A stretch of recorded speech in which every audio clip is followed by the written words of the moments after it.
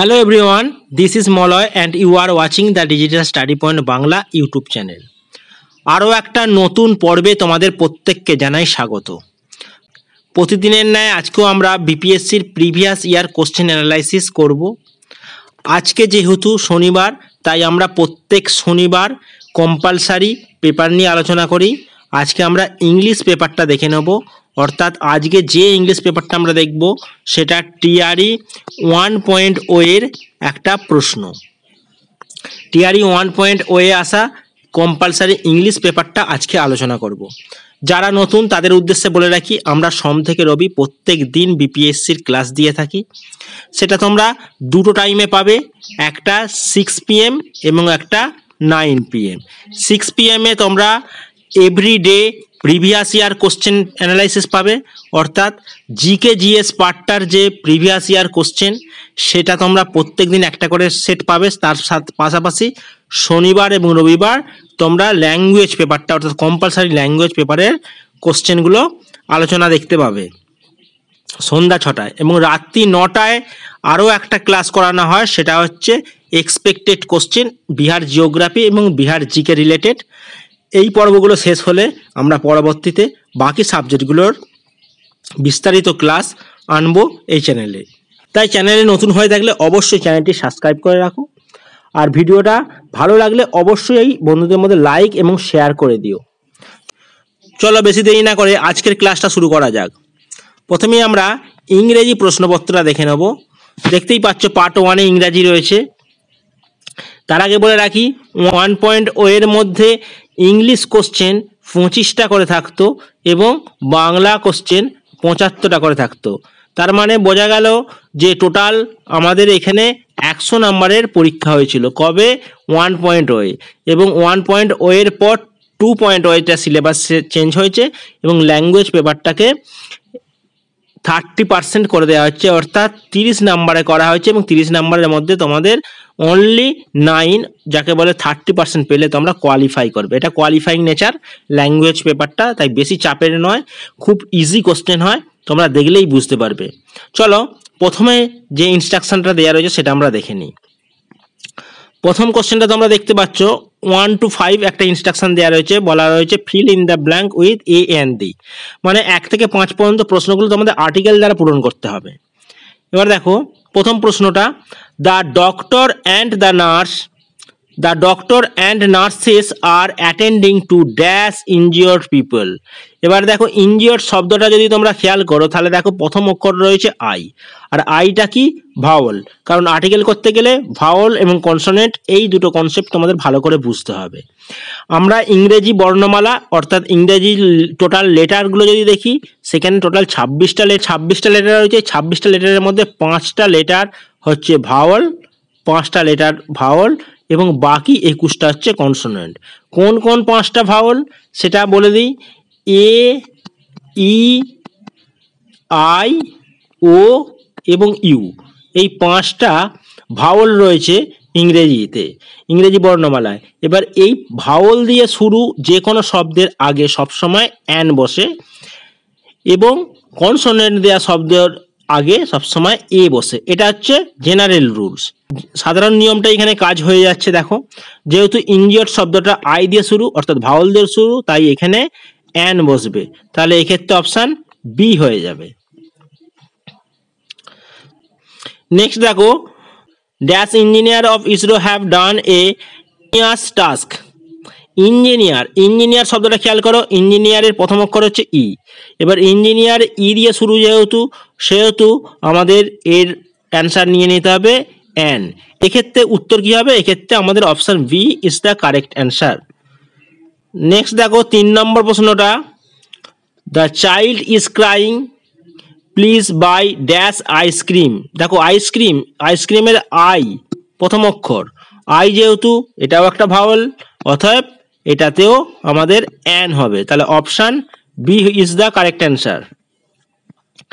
Next প্রশ্নটা দেখো 4 নম্বর প্রশ্নটা খুবই ইন্টারেস্টিং। কেন ইন্টারেস্টিং দেখো ভালো করে খেয়াল করলে বুঝতে পারবে। 4 নম্বর প্রশ্নটা দেখো, he told us that he would be back in hour. দেখো আওয়ার শব্দটার প্রথম অক্ষর এইচ, আওয়ার বানান এইচ ও ইউ আর, এই প্রথম অক্ষর এইচ হওয়া সত্ত্বেও এখানে আমাদের অ্যান বসাতে হবে। কেন?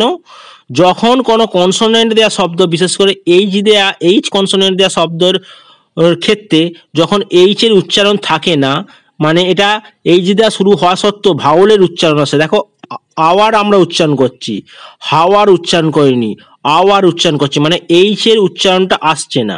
তাই আমাদের এক্ষেত্রে এ না বসে অ্যান বসবে। অতএব B is the correct answer. Next 5 নম্বর প্রশ্নটা দেখো, dash Indians are very good in math. এখানে ইন্ডিয়ানস বলেছে, কোনো জাতিকে বোঝানো হয়েছে, অর্থাৎ ভারতীয়। আর কোনো নির্দিষ্ট করে কোনো কিছু বলে দিলে সেটা অবশ্যই আমাদের দা হয়ে যাবে, অর্থাৎ option C is the correct answer. Next দেখো 6 নম্বর থেকে 10 নম্বরে একটা ডিরেকশন দেওয়া রয়েছে, বলে choose the correct alternative for each of the following. সঠিক অল্টারনেটিভটা আমাদের বেছে নিতে হবে। 6 নম্বর প্রশ্নটা দেখো, which of the following is not a planet. গ্রহ নয় নিম্নের কোনটি, কোনটি গ্রহ নয়? তাহলে দেখো মার্কারি মানে বুধ, এটা একটা গ্রহ, প্লুটো এটাও একটা গ্রহ, মুন কিন্তু উপগ্রহ, তাহলে আমাদের কারেক্ট অ্যান্সার হয়ে যাবে অপশান সি। নেক্সট দেখো 7 নম্বর প্রশ্নটা যদি আমরা দেখি, which of the following is not found in a kitchen. কিচেনের মধ্যে কোনটি পাওয়া যায় না? এটা এই কোশ্চেনটা কিন্তু রিপিটেড কোশ্চেন, এর আগে আমাদের টিআরই 2.0 এই প্রশ্নটা এসেছিল। দেখো কিচেনের মধ্যে কোন জিনিসটা থাকে না? Commode, stove, utensil, more than one of the above, none of the above. অবশ্যই উত্তর হয়ে যাবে কোমোড, তাহলে option A is the correct answer. Next দেখো 8 নম্বর প্রশ্নটা, which of the following is not found in electric shop. বৈদ্যুতিক যে দোকান বা ইলেকট্রিকের দোকানে কোন জিনিসটি পাওয়া যায় না? টিউবলাইট অবশ্যই পাওয়া যায়, টিউব মানে পাইপ যেটাকে বলা হয় সেটাও পাওয়া যায়, মানে ওয়ারিং করার জন্য টিউব পাওয়া যাচ্ছে, মোটর এটাও পাওয়া যায়। তাহলে এখানে নান অফ দ্য অ্যাবভ অ্যান্সার হওয়ার কথা। আবার কোনো ক্ষেত্রে এটা বিও অনেকে করতে পারে, তবে তোমাদের অ্যান্সার কি তোমরা অবশ্যই কমেন্টে জানিও। 9 নম্বরটা দেখো, which among the following is not a vegetable. Vegetable নয় কোনটি, মানে শাকসবজি নয় কোনটি? দেখো টমেটো একটা vegetable, dragon fruit and strawberry এটা কিন্তু ফ্রুট, এটা কিন্তু ভেজিটেবল নয়, এরা হচ্ছে ফ্রুট। এবং মোর than one of the above, none of the above, তাহলে আমাদের বেছে নিতে হবে মোর than one of the above, যেহেতু এই দুটো ফ্রুট আর ভেজিটেবল নয় বলেছে, তার মানে এটা ভেজিটেবল নয়, তাই আমাদের এখানে কারেক্ট অ্যান্সার হয়ে যাবে অপশান ডি। 10 নম্বর প্রশ্নটা দেখো, which one is not found in an office. অফিসে কোন জিনিসটি পাওয়া যায় না? দেখো water cooler, chair and table, file and computer. Chair and table অফিসের মধ্যে থাকে, ফাইল অ্যান্ড কম্পিউটার অফিসের মধ্যে থাকে। এবার ওয়াটার কুলার, জলকে ঠান্ডা করার জন্য যে কুলার ব্যবহার করা হয়, অর্থাৎ সেটাও কিন্তু অনেক ক্ষেত্রে অফিসে থাকে বর্তমানে, তাই নান অফ দ্য অ্যাবভ হয়ে যাবে এর সঠিক অ্যান্সার। নেক্সট দেখো ডিরেকশন চেঞ্জ হচ্ছে, 11 থেকে 15 পর্যন্ত কোশ্চেনগুলো তোমাকে করতে হবে। Complete the sentence given below using the correct alternative. নিচের সেন্টেন্সটাকে পূরণ করতে হবে নিচের অল্টারনেটিভের মধ্যে যে কোনো একটি শব্দ দিয়ে। যেমন 11 নম্বর প্রশ্নটা দেখো, স্প্রিং কেমস আফটার। বসন্ত আসে, বসন্ত আসে কার পর? Summer, rain, winter. More than one of the above, none of the above. তাহলে আমরা যদি প্রথমে দেখি, প্রথমে আসে সামার মানে গ্রীষ্ম, তারপর আসে বর্ষা মানে রেনি সিজন, গ্রীষ্ম বর্ষা, তারপর শরৎ, শরৎ মানে হচ্ছে আর্লি অটাম, আর্লি অটাম আসছে, আর্লি অটাম, শরৎ, শরতের পর কি আসে? গ্রীষ্ম বর্ষা শরৎ হেমন্ত, তারপর শীত, লাস্টে বসন্ত। তাহলে স্প্রিং এর আগে কি আসছে? Option C, option C is the correct answer. Next 12 নম্বর প্রশ্নটা দেখো, নেক্সট 12 নম্বর প্রশ্নটা দেখো, if Monday is first day of the week which is the fourth day.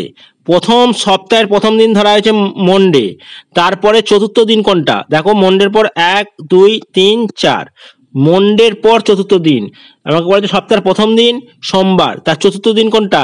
এটা যদি 1 নম্বর দিন হয় 2 3 4, মানে আমাকে এই দিনটার কথা জানতে চাওয়া হয়েছে। তাহলে মন্ডের পর কি হবে?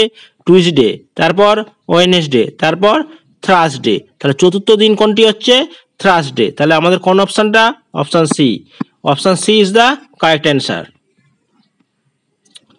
দেখতেই পাচ্ছ এখানে ইংলিশ হওয়া সত্ত্বেও ক্যালেন্ডারের জিআই এবং অড ওয়ান জিআই, এই দু প্রকার জিআই কিন্তু ইংলিশের মধ্যে ইনক্লুডেড রয়েছে। তোমরা সেম এই ধরনেরই কোশ্চেন টিআরই 4.0 পাবে। তাই এই প্রিভিয়াস ইয়ারটা প্র্যাকটিস করে নিলেই তোমরা ল্যাঙ্গুয়েজ পেপারটা আর কোনো পড়ার প্রয়োজন নেই। দেখো, if today is Sunday then the day before yesterday, তাহলে আজকে রয়েছে রবিবার মানে সানডে। ওকে, আমাকে বলা রয়েছে দ্য ডে বিফোর ইয়েস্টারডে, গতকালের আগের দিন। গতকাল এটা, তার আগের দিন, গতকালের আগের দিনটাই কি হবে? তাহলে সানডের আগে কি হয়? স্যাটারডে হয়, তার আগে কি হয়? ফ্রাইডে হয়। তাহলে কারেক্ট অ্যান্সার কি হলো? ফ্রাইডে। তাহলে option C is the correct answer.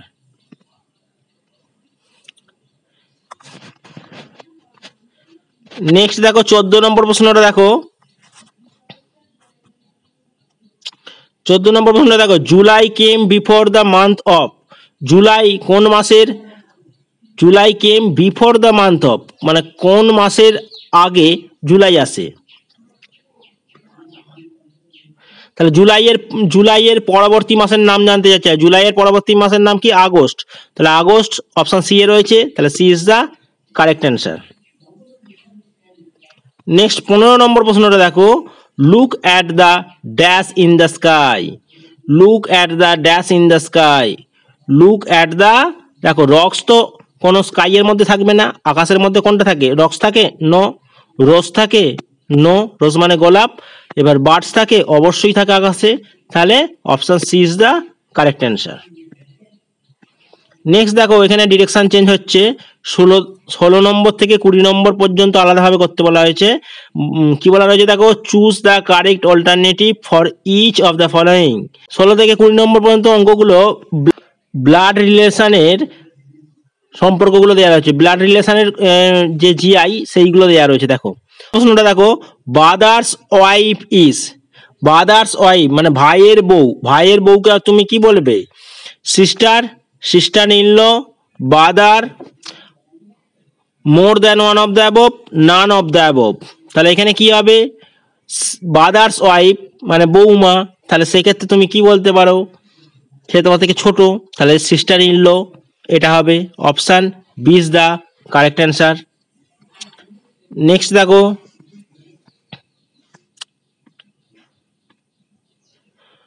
Uncle's daughter. Uncle's daughter মানে কাকার যে মেয়ে, তাকে আমরা কি বলবো? অবশ্যই বোন হবে। সেক্ষেত্রে খুড়তুতো বোন, তাই আমাদের এখানে সিবলিং হবে না নিস হবে না কাজিন হবে? তাহলে এক্ষেত্রে আমাদের অপশান সি হয়ে যাবে, cousin. Option C is the correct answer.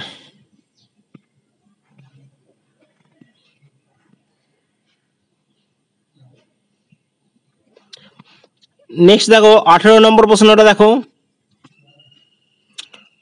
Wife sister, ওয়াইফের যে বোন তাকে আমরা শালি বলবো, sister in law. Option A is the correct answer. Next 19 নম্বর প্রশ্ন দেখো, সিস্টার সন, বোনের যে ছেলে, বোনের ছেলেকে আমরা কি বলি? বোনঝি বলি। তাহলে এখানে বোনঝি মানে কোনটি বলো? Nephew, niece, cousin, more than one of the above, none of the above. তাহলে এই ক্ষেত্রে option B is the correct answer. আর 20 নম্বর প্রশ্নটা দেখো, সিস্টার হাজবেন্ড, বোনের যে স্বামী, বোনের স্বামী তাকে আমরা কি বলবো? Brother in law, sister in law, cousin, more than one of the above, none of the above. এক্ষেত্রে আমাদের কারেক্ট অ্যান্সার অপশান এ হয়ে যাবে, ব্রাদার ইন ল। এরপর দেখো 21 থেকে 25 পর্যন্ত যে কোশ্চেনগুলো সেগুলো একটা প্যাসেজ দিয়েছে এবং এই প্যাসেজটা তোমাকে রিড করে তোমাদের অ্যান্সারগুলো করতে হবে। প্যাসেজটা খুব ছোটোর মধ্যেই দেওয়া রয়েছে, চলো একবার প্যাসেজটা পড়ে নেওয়া যাক। There is a dog and he was very hungry. এখানে একটা কুকুর ছিল, সেখানে একটা কুকুর ছিল এবং কুকুরটা খুবই হাংরি ছিল, ক্ষুধার্ত ছিল। হি সার্চ ফর ফুড, সে খাবার খুঁজছিল এভরিহোয়ার, প্রত্যেক জায়গায়, সে প্রত্যেক জায়গায় খাবারের খোঁজ করছিল। অ্যাট লাস্ট হি ফাউন্ড, অবশেষে সে খুঁজে পেয়েছিল এ বোন, মানে একটি হাড়। He started going home after picking the bone with his mouth, সে তার মুখে করে সেই হাড়টিকে তুলে নিয়ে সে বাড়ির উদ্দেশ্যে যাত্রা করেছিল। দেয়ার ওয়াজ এ ব্রিজ, তার যাত্রাপথে একটা ব্রিজ ছিল, মানে পুল ছিল। অন দ্য ওয়ে, মানে তার যাত্রাপথে। টু হিজ হোম, মানে তার বাড়ি ফেরার পথে একটা ব্রিজ ছিল বা পুল ছিল।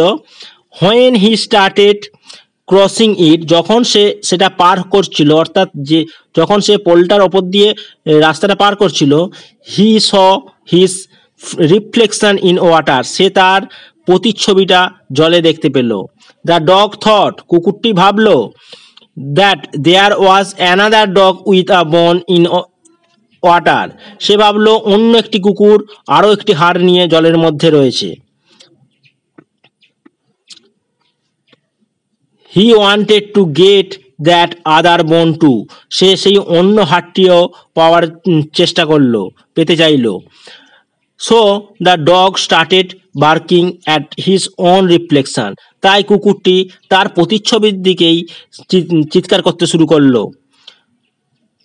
হিজ বোন fail in the water as soon as he opened his mouth, যখনই সে তার মুখ খুললো তখনই তার বোনটি, অর্থাৎ তার হাড়টি কি হলো না, জলে পড়ে গেল।